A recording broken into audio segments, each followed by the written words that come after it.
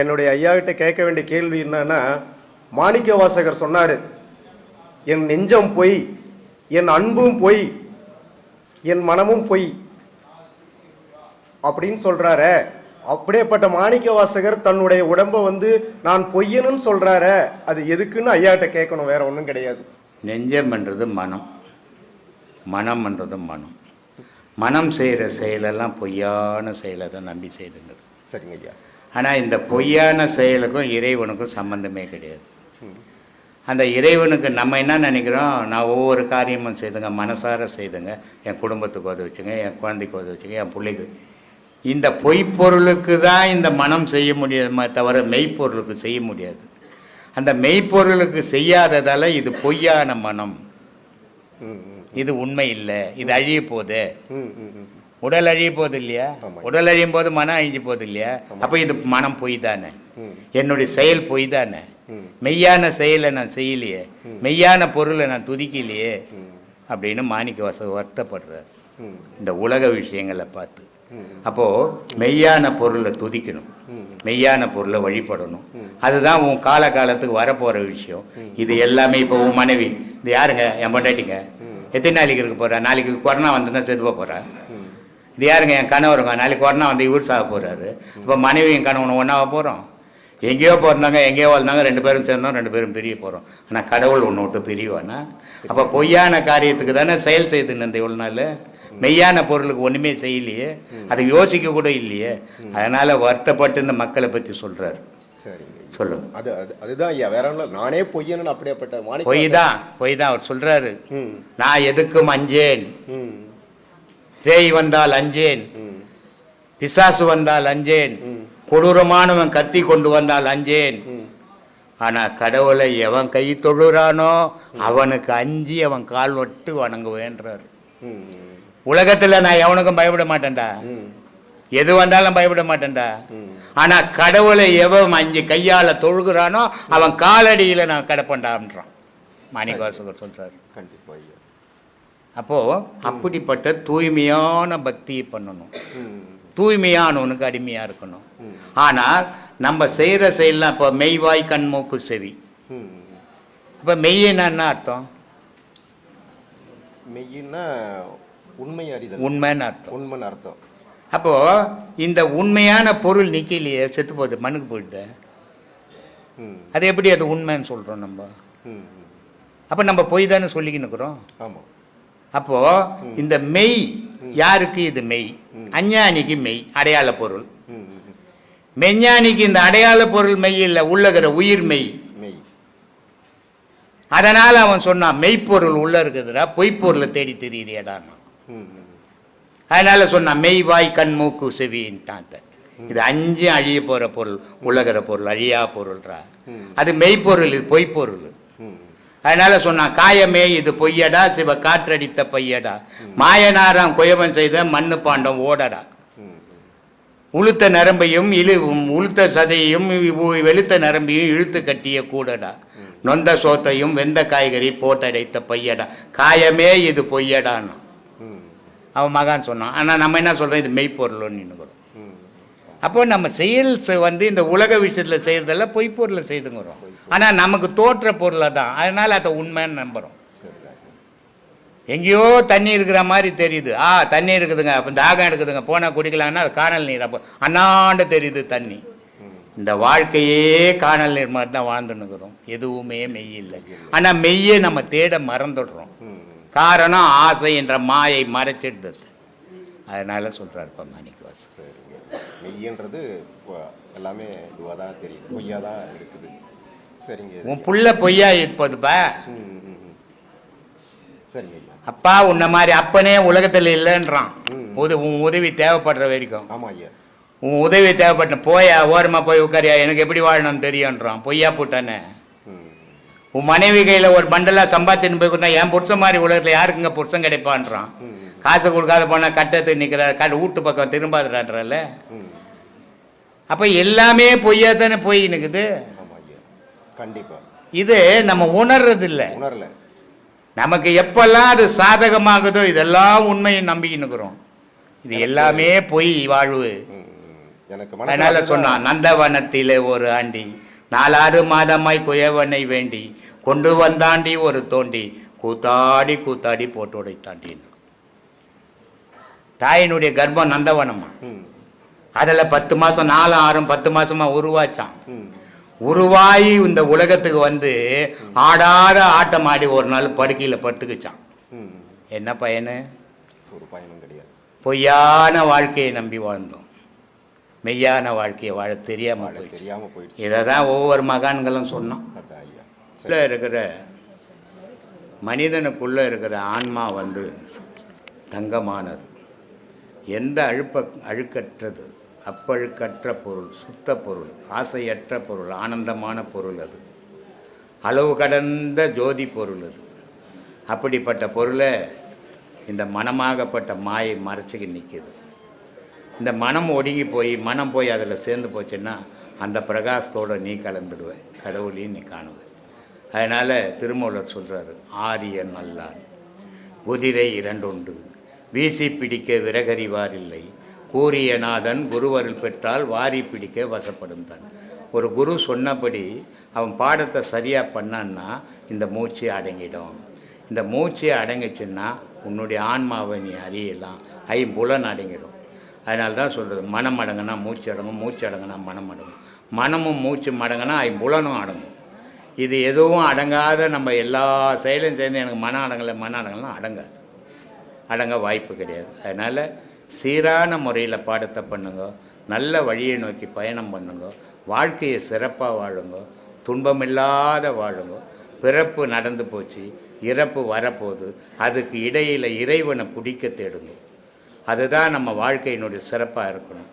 மனிதனுக்கு மற்ற ஜீவராசிக்கு இல்லாத சிறப்பே என்னென்னா மனிதனால் மட்டும்தான் கடவுள் அடைய முடியும். அப்படிப்பட்ட கடவுளை அடைகிற மனுஷனுக்கு தனி சிறப்பு. அதனால தான் உலகத்தில் உள்ள அத்தனை ஜீவனம் குனிஞ்சு நடந்தால் மனுஷன் மட்டும் நிமிர்ந்து நடக்கலாம். ஏன்னா அத்தனை ஜீவராசிலையும் கடவுளினுடைய இயக்கம் இருக்குது, மனிதனுக்குள்ள கடவுளே இருக்கிறான். ஆனால் இதை இவன் காணாத காடு மோடெல்லாம் அலையிறான். அதனால் சொல்கிறார், உருதரித்த நாடியில் ஒடுங்குகின்ற வாய்வினை கருத்தினால் இருத்திய கபாலம் ஏற்ற வல்லாரில் விருத்தரும் பலராவார் மேனியும் சிவந்துடும் அருள் தரித்த பாதம் அம்மை பாதம் உண்மையே. கடவுள் உனக்குள்ளே இருக்கிறாண்டா. காடு மோடெல்லாம் சேர்த்து செத்தவன் எவ்வளோன்னு எண்ணி சொல்ல முடியாத அளவுக்கு செத்து போயிட்டான்.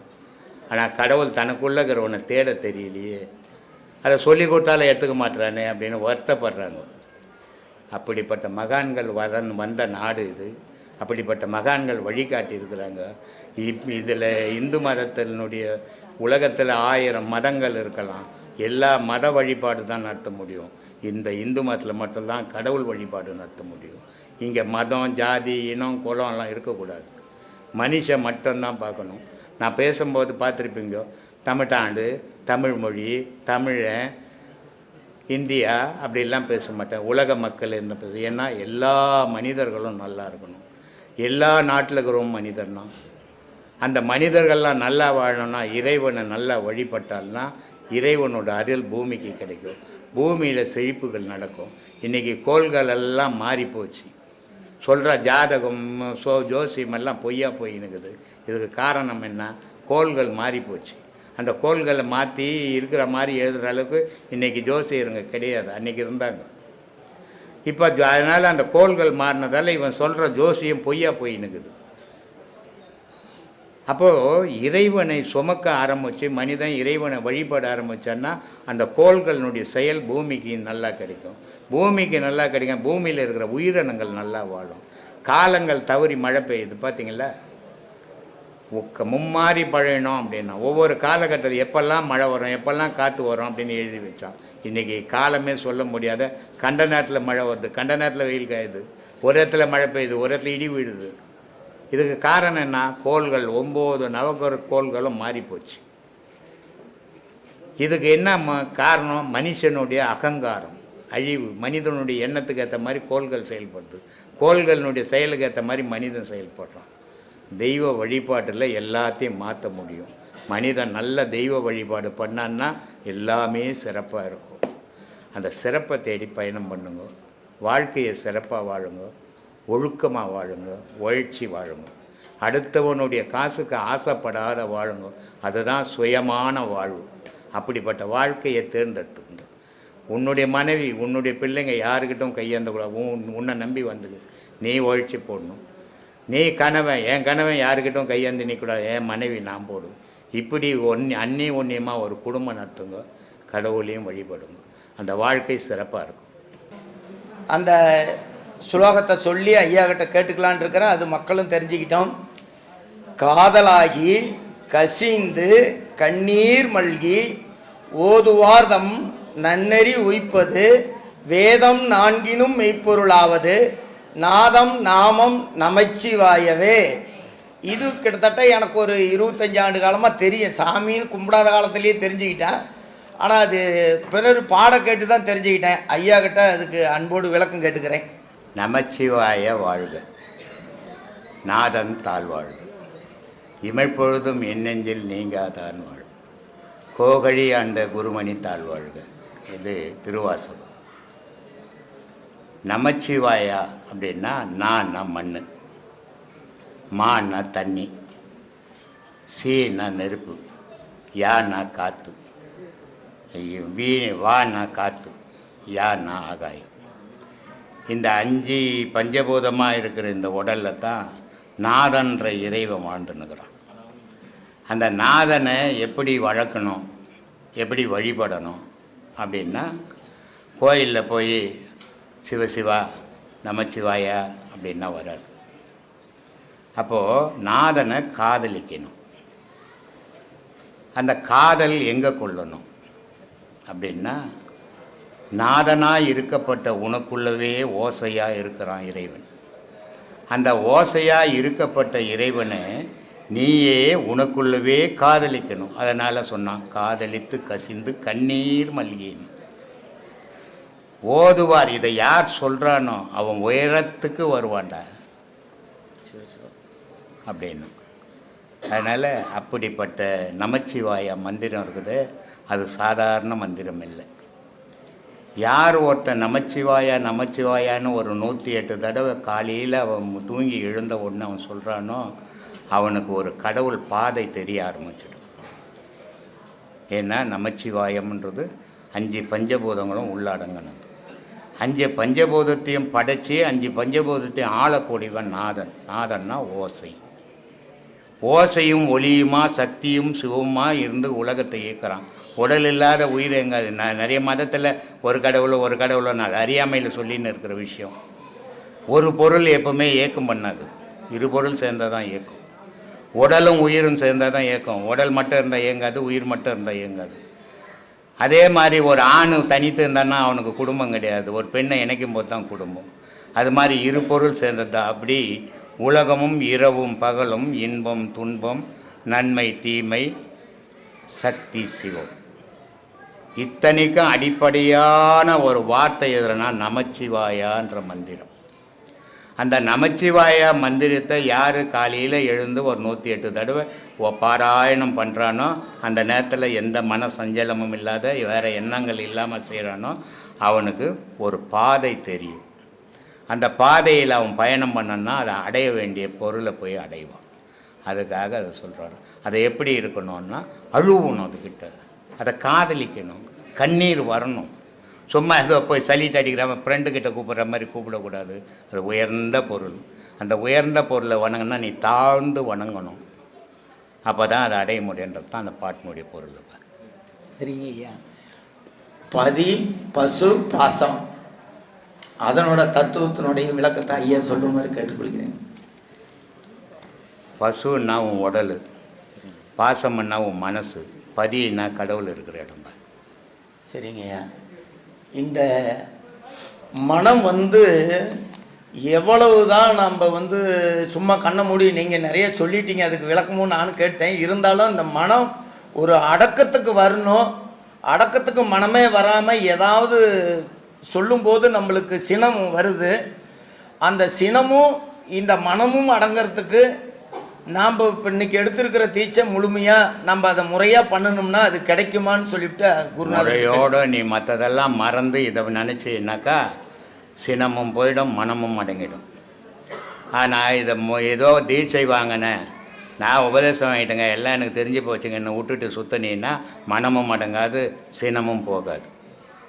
குருநாதருடைய ஆசீர்வாதம் எப்பயும் மனசுக்குள்ளே நாங்கள் நினச்சிக்கிறோம். குரு ஆசீர்வாதம் இருந்தால் மட்டும்தான் இந்த பாடமும் பழிக்கும்னு சொல்கிறாங்க ஐயா. அது குரு ஆசீர்வாதன்றது, குருன்றது நான் இல்லை, இறை. உன் மனம்தான் உனக்கு குரு. நீ பிறந்தது நீங்கள் இன்றைக்கி எடைப்பாடியிலேருந்து இங்கே வந்ததை நான் கூப்பிட்டு வரல இல்லையா, உன் மனம் சொல்லி தான் வந்தேன். அப்போ உன்னை நீ பிறந்ததுலேருந்து இன்றைக்கி வரைக்கும் உன்னை வழி நடத்துறது உன் மனம்தான். அந்த குருவினுடைய அருள் இல்லாத, உன் மனசனுடைய குரு அருள் இல்லாத நீ அந்த பாடம் பண்ண முடியாது. உன் மனசை அதை ஏற்றுக்குன்னு உட்காந்து பண்ணினா தான் பண்ண முடியும். நான் சொல்கிறதெல்லாம் பண்ண முடியாது, நான் ஒரு வழிபோக்க. ஆனால் குருன்றது உன் மனம் சொல்கிறபடி அதனுடைய ஆசீர்வாதம் தான் நீ செய்ய முடியும். அதனால தான் குரு அருளும் திருவருளும் அவசியம் பண்ணோம். ஜீவஜோதி, ஆத்மஜோதி, பரஞ்சோதின்னு நம்ம உடம்புல பார்க்கணும்னு சொல்லியிருக்கீங்க. இப்போ ஜோதியே வந்து 2 விதமாக சொல்கிறாங்க. பிரகாசம் ஒன்று, அப்புறம் அந்த ஜோதி அப்படின்றாங்க. இப்போ நம்ம வந்து நீங்கள் ஜோதி படத்தில் நம்ம காட்சியை பார்க்குறோம். அது வந்து நமக்கு எப்படி பிரகாசமாக இருக்கணுமா, இல்லை இந்த தீபத்தில் இருக்கிற ஜோதி மாதிரி இருக்கணுமாங்க ஐயா? தீபத்தில் இருக்க ஜோதி மாதிரி இருக்கணுமா, பிரகாசமாக நமக்கு தெரியணுமாங்க ஐயா? அதான் கேள்வி ஐயா. 2 பேர் இருக்கணும். இது இந்த இவ்வளோ பெரிய ஜோதி உன் உடம்புல இருக்குதுன்றதை நீ பார்க்கணும். நீ பார்க்கணுன்னா உனக்கு ஓயாமல் பாடம் பண்ணணும். அந்த அளவுக்கு உடம்பு சூடு ஏறணும். சூடு ஏறிச்சுன்னா அந்த கோகழி பண்ணி பார்க்கும்போது உனக்கு அந்த ஜோதி தெரியும். அது ஜீவ ஜோதி. இது பழக்கத்தில் பழகணும். இதை தான் சொன்னார் கோகழி அந்த குருமணி தாழ்வாழ்கன்னார் மாணிக்கவாசகர். இந்த ஜோதியை நீ பண்ணி பார்க்குற, ஆனால் இது நாளடைவில் போக போக அந்த ஜோதி உனக்குள்ளவே நின்றுடும். நிற்கும்போது நீ பண்ணாமையே கையெழுத்து கும்பிட்டீன்னா பார்த்தீங்கன்னா வந்து நிற்கும் எதிரும். அப்படி நிற்கும்போது எந்த செயல் செய்யறனாலும் அதை கையெழுத்து கும்பிட்டுட்டு அந்த செயல்களை செய்யணும். அது ஆத்ம ஜோதி. ஜீவஜோதி நீ செய்து பார்த்தது, செய்யாமல் பார்க்கறது ஆத்ம ஜோதி, பரஞ்சோதி மேலே. இப்படி 3 விதமான ஜோதி ஒரு மனிதன் வாழ்க்கையில் அவன் பார்க்க வேண்டிய ஜோதி. ஆனால் அதை பார்க்க முடியல. காரணம் அவனுக்கு பல விஷயங்கள், அது நம்ம சொல்ல தான் முடியும், யாரையும் கட்டுப்படுத்த முடியாது. ஒவ்வொருத்தருடைய வாழ்க்கை ஒவ்வொரு விதம், அதனால் அவங்களால முடியல. அதனால் ஆனால் பொதுவான விஷயம் ஞானத்தில் 3 விதமான ஜோதிகளை ஒரு மனிதன் பார்க்கணும். பார்த்தால்தான் அவன் முழு மனிதன், இல்லைன்னா அவன் அரை மனிதன் தான். அதான் நீங்கள் சொன்னீங்க நாதம்லாம் வந்து 2 மணி நேரம் ஒரு நாளெல்லாம் கூட உட்காரலாம் அப்படின்னு ஒரு வாட்டி நான் கேட்டப்ப சொன்னீங்க. எவ்வளோ அதிகமாக உட்காந்து பாடம் பண்ணுறீங்களோ அவ்வளவும் உங்களுக்கு பயன் தரும். இருக்குங்க ஐயா, பயன் தருது. அதை தான் சொல்கிறேன், அதை பண்ணுங்க. அது மாதிரி பண்ணும்போது உங்களுக்கு அதனுடைய பலன் நிச்சயம் உண்டு. எல்லாரும் அதை அடைவீங்க. ஆனால் முயற்சிகள் எனக்கு இது வேணும் அது வேணும்னு அங்கே நினைக்கக்கூடாது. நீ பாட்டுக்குன்னு செய்யறதை மட்டும் செய்யணும், அது தானாகவே வரும். அது ஒன்றும் நீ துடு கொடுத்து வாங்குற விஷயம் இல்லை. அது உனக்குள்ளவே இருந்தே உருவாகி உனக்கே காட்சி கொடுக்குற பொருள். அதனால் அதை பார்த்தீங்கன்னா தான் இந்த மோட்சம் முக்தி இது அதெல்லாம் மனித பிறப்பு. மற்ற பிறப்புக்கு போகாமல் மனித பிறப்பாக பிறக்கணும்னா உன் உயிர் மேலே பற்று வரணும். முதல்ல உடல் மேலே பற்றுக்கணும். செத்த உடனே எந்த நாயில் போவான், மனுஷனில் போவான், மாட்டில் போவான், எதில் ஒன்றாலும் போயிடுவான். இந்த பாதையில் இருக்கிற 100 வாட்டி பிறந்தா கூட அவன் மனுஷனாக தான் பிறப்பான். இதுதான் இதனுடைய சிறப்புமா. சொல்லு. அப்புறம் மகாமேருன்னு பூஜை பண்ணுறாங்க இல்லையா, மகாமேருலாம் வச்சு மேரு, அது என்னங்க இது? ஒன்றுமே கிடையாது. மகாமேருன்றது உன் தலையில் இருக்குது, நீ அதுக்கு பூஜை பண்ணணும். இப்போ கிரிவலம் போகிறாங்க தெரியுமா, கிரின்னா தலைன்னு பேர். கிரின்னா தலை, மண்ணுக்கு மலை தலை, உனக்கு உன் தலை, இதுதான் கிரி. இந்த கிரியை சுற்றணும். இதை சுத்த முடியல, சுத்த முடியாதால மலையை போய் சுற்றிங்கிறாங்க. ஏதோ ஒன்று அந்த பாதையில் இருக்கிறாங்க, சந்தோஷம் பட்டுன்னு போக வேண்டியதுதான். அப்புறம் இந்த ஆத்ம சகோதரத்துவம் அப்படின்னு ஆத்ம சகோதரத்துவம் அப்படின்னு சொல்லிட்டு ஒரு வீடியோ ஒண்ணுல பார்த்தப்ப அது என்னன்னு எனக்கு புரியல. நான் அது மாதிரிலாம் பேசுனது இல்லையா. ஆத்ம சகோதரம் இல்ல நம்ம வீடியோல இல்லைங்கய்யா, பொதுவா ஏதோ அவங்களுக்கு தெரிஞ்சதை எது என்ன சொல்லியிருப்பாங்க. நான் அப்படிலாம் நமக்கு பேசுவேன். இதுக்கு இதெல்லாம் சம்மந்தம் இல்லை. ஆத்ம ஏன்னா சகோதரத்துவம்னா நீ பேசுறது ஆத்மா தான், அப்புறம் அங்கே எங்கே சகோதரத்துவம் வந்து அதான் கேட்குறீங்க. நான் பேசுறது ஆத்மா தான், ஒவ்வொரு மனிதனும் பேசுறது ஆத்மா தான், ஒவ்வொரு மனிதனோட செயலும் ஆத்மாவால் தான் நடக்குது. அங்கே சகோதரத்துவம் எங்கே வரும்? அதனால் அவங்க சொல்கிறவங்க அவங்க சொல்லி போட்டோம், நமக்கு வேணும் அந்த வீணு வேலை இல்லை. சரிங்க சரிங்க. ஆத்மா அனுபவம் அவ்வளோதான். கடவுளை காண முடியாது, உணரத்தான் முடியும்னு சொல்லிருக்கீங்க ஐயா. காண முடியும், உணரவும் முடியும். ஆனால் காண்ற நிலைக்கு நீ மாறணும், உணர்ற நிலைக்கு நீ மாறணும். அப்போ தான் ரெண்டுமே முடியும். புத்தகங்களை படிக்கிறதால கடவுளை எந்த புத்தகத்துலேயும் கிடையாது, எந்த வேத நூல்லையும் கடவுள் கிடையாது. உலகத்தில் இருக்கிற அத்தனை வேத நூல்லையும் கடவுள் கிடையாது. கடவுளை பற்றி தெரிஞ்சுக்கிறதுக்கு எழுதி வச்சுக்குது. ஆனால் கடவுள் உனக்குள்ள இருக்கிறாரு. அதை நீ பார்க்கணுன்னா இந்த உலக விஷயங்களை நீ விடணும், கடவுள் விஷயத்தை தேடணும். உனக்குள்ளவே உன்னாராய் நான் யார், நான் யார், நான் யார், நான் எதுக்கு வந்தேன், என்ன செய்கிறேன், என்ன செய்ய வந்தேன் அப்படின்ற சிந்தனையிலே வாழ்ந்தீங்கன்னா கடவுளை உணரலாம். இன்னும் அதை விட டீப்பாக போனால் கடவுளையும் பார்க்கலாம். ஆனால் இது ரெண்டும் நம்மளால் முடியாத. ஆசையில் மனசை வெளியே உலகத்துக்கு அனுப்பும்போது உள்ளே நடக்கிறது நமக்கே தெரியாது, நம்மளை பற்றி நமக்கே தெரியாது. அதனால தான் சொன்னான், கட்டாத நாயெல்லாம் காவலுக்கு ஒப்பாதே. ஒரு நாய் வளர்த்தின்னா அதை கட்டி போட்டு வளர்ந்தால் தான் ஒரு திருடம் வந்தான்னா குலைக்கும். நீ அவுத்து விட்டு தெருவா போய் துண்டு வா, நான் சோறு போட மாட்டேன், வானை படுக்க மாட்டேங்க போட்டுக்கொண்டீங்கன்னா அது திருடம் வந்து திருடி போனான்னு அதனால சொன்னோம், கட்டாத நாயெல்லாம் காவலுக்கு ஒப்பாது, அங்காடி நாய் போல அலையாதேன்னு. ஊரில் என்ன கிடைக்கும், இது கிடைக்குமா அது கிடைக்குமா, இத்த வாங்கலாமா அதை வாங்கலாமா, நான் அங்காடி நாய் மாதிரி அலைஞ்சின்னா ஆண்டவனை உணரவும் முடியாது, ஆண்டவனை பார்க்கவும் முடியாதும்மா.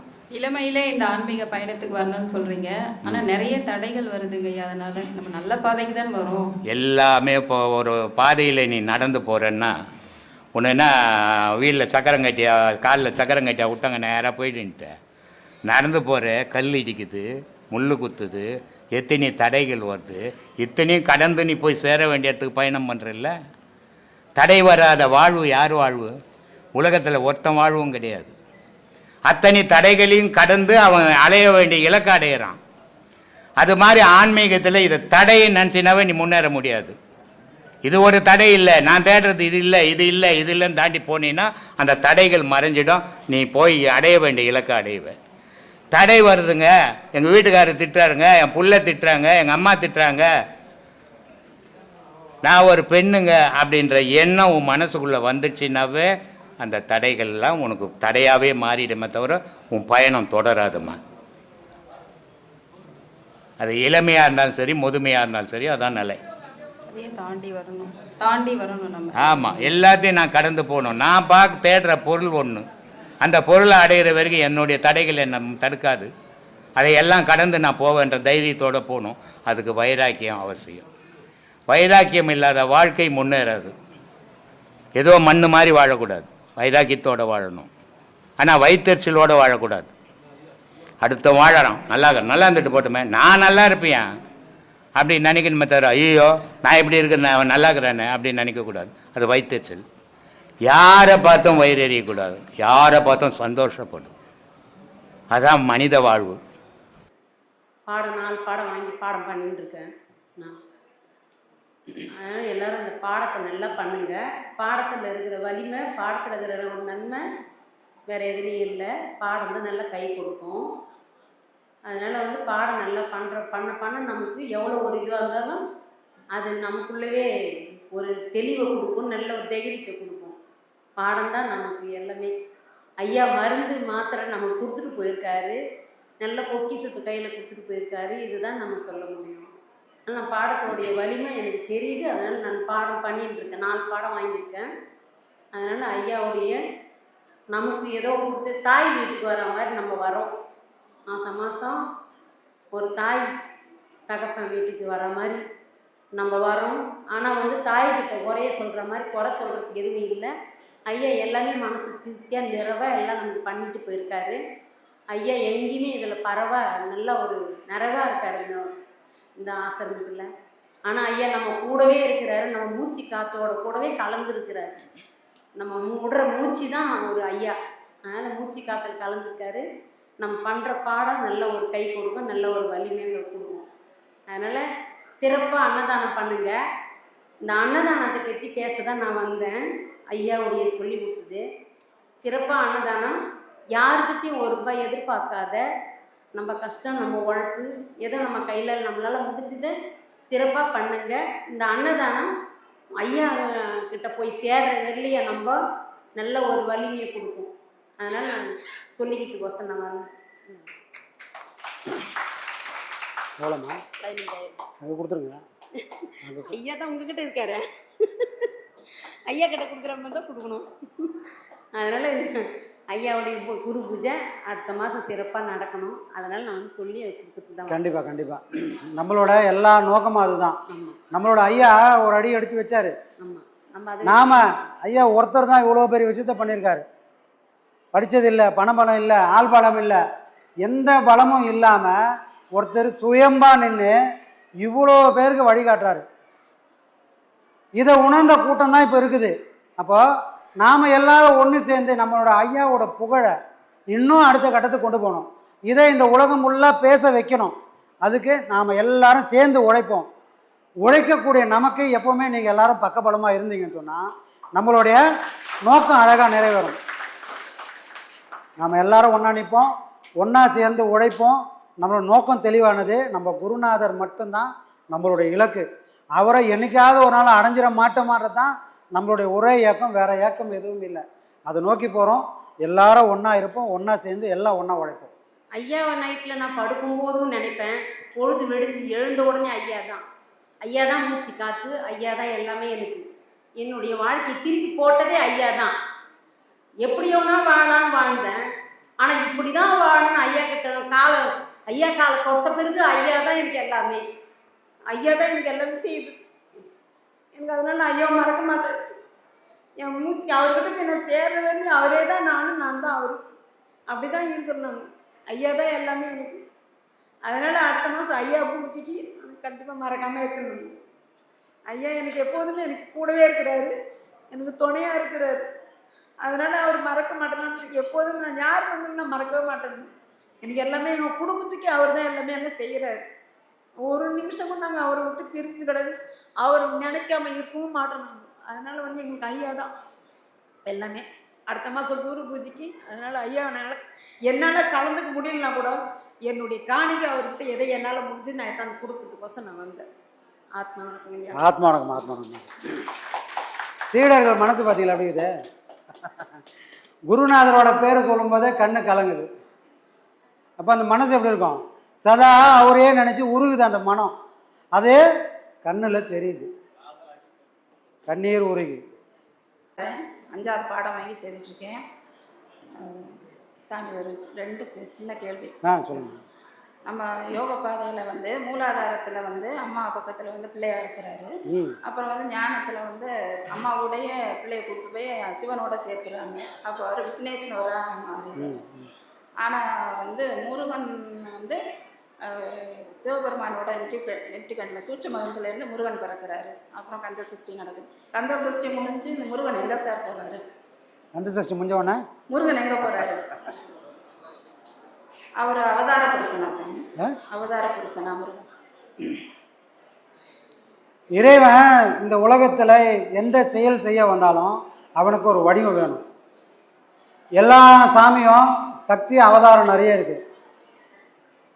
விஷ்ணு நிறைய அவதாரம் எடுத்துக்கிறாரு.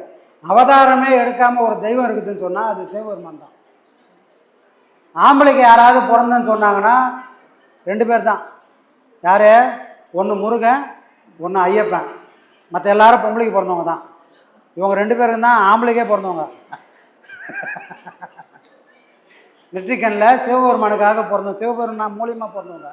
அப்போ அவங்க மட்டும்தான் ஆண்மகன், நாம் எல்லாரும் பெண்மகன் தான். அப்போ மூலாதாரத்தில் அம்பாள் இருக்கிறா. அந்த அம்பாளை பாதுகாக்கிறதுக்கு பிள்ளையா இருக்கிறாரு. இந்த முதுகுத்தண்டுன்றது முருகனாக இருக்கிறாரு. அப்போ எங்கே சாமி போகிறது அப்படின்னு சொன்னால் இந்த அம்பாள் புருவ மையத்தில் அந்த சித்தம்பரம்ன்ற அந்த புருவ மையத்துக்கு நாம் அம்பாளை கொண்டு போய் இறைவனோட கலக்கணும். இறைவனோட கலக்கிறது எப்படின்னா, இங்கே இருக்கிற முருகனும் முதுகு தண்டு, இங்கே இருக்கிற பிள்ளையார், மூலாதாரத்தில் இருக்கிற பிள்ளையாரும் முதுகு தண்டாக இருக்கிற முருகனும் 2 பேரும் சேர்ந்து தான் அம்மையும் அப்பனை கொண்டு போய் சேர்க்கணும். சேர்க்கும்போது என்ன ஆகும், பிறவி பிணின்றது தீரும். சேர்த்ததுக்கப்புறம் என்ன ஆகும்னா இது ஒன்றா ஒடுங்கி போய் நின்றோம். அப்போ முருகன் எங்கே போகிறாருன்னா, முருகன் சிவத்தோடு அடக்கமாகறார், ஒடுங்கி போகிறார். அந்த சிவத்திலிருந்து வந்த முருகன் தன்னோட செயல் எல்லாத்தையும் செஞ்சு முடித்த உடனே திரும்பவும் அவனே சிவமாக மாறி நிற்கிறான். ரொம்ப நன்றி சார். இன்னும் ஒரு கேள்வி சார். ஐயா வந்து ஒரு வீடியோ போட்டிருந்தாங்க, சிவன் என்பவர் யார் அப்படின்னு சொல்லி சிவனை பற்றி ஒரு ஸ்கிரிப்ட் வந்து எழுத வேண்டி டைரக்டர் செல்வா விஜயோட சித்திமையை வந்து கேட்டாப்புல ஒரு வீடியோ போட்டிருந்தீங்க. ஆனால் வந்து சக்தி உருவான கதைன்னு சொல்லலை சாமி, அதை எங்களுக்கு சொல்லணும் சாமி. அதெல்லாம் இறைவனால் மட்டும்தான்மா சாத்தியம். சிவன் யாருன்றதுக்கு இந்த உலகத்தில் எவ்வளோ விதமாக சொல்லியிருப்பாங்க. ஆனால் ஐயா அதுக்கு எடுத்துன்னு வந்த ஓமான மாதிரி யாருமே சொல்லவே இல்லை. ஆனால் இன்னொரு பாட்டும் இருக்குது, எப்போ சொல்லுவாருன்னு தெரியல. கூட சீக்கிரம் வரலாம், யார் மூலிமா வரும்னு தெரியல. உங்கள் மூலமாக அதான் சாமி தெரியல, அது யாருக்கு அந்த கொடுப்பணும்னு தெரியலம்மா. கண்டிப்பாக நடக்கும். அந்த வழியை வரும்போது சக்தியோட வடிவமும் அங்கே வெளிப்படும். சரிங்களா? கண்டிப்பாக நடக்கும். சரிங்க சார். கண்டிப்பாக நடக்கும்.